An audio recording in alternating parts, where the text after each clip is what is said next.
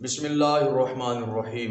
نبی کریم صلی اللہ تعالیٰ علیہ وسلم نے ارشاد فرمایا کہ جو اس ماہ میں یعنی رمضان المبارک میں کسی روزے دار کو روزہ افطار کروائے تو اس شخص کے گناہوں کی مغفرت ہو جاتی ہے، اس کی گردن آگ سے آزاد ہو جاتی ہے اور اس شخص کو روزے دار جتنا ثواب ملتا ہے اور اس کے ثواب میں کسی قسم کی کوئی کمی واقع نہیں ہوتی۔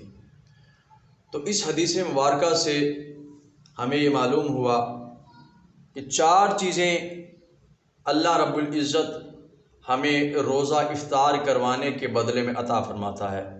پہلی چیز کہ بندے کے گناہوں کی مغفرت ہو جاتی ہے، بخشش ہو جاتی ہے، بندے کے گناہ معاف کر دیے جاتے ہیں۔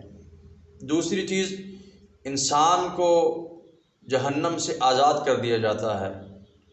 تیسری چیز اس بندہ مومن کو روزے دار جتنا ثواب ملتا ہے، اور چوتھی چیز کہ اس ثواب میں کوئی کمی بھی واقع نہیں ہوتی۔ تو خود اندازہ لگائیں کہ روزے دار کو روزہ افطار کروانا کتنی بڑی بات ہے اور کتنی فضیلت کی بات ہے۔ تو اپنے ارد گرد سوید پوشوں کو دیکھیں اور ان کو روزہ افطار کروائیں اور آقا علیہ الصلوۃ والسلام کی اس حدیث مبارکہ پر عمل کریں۔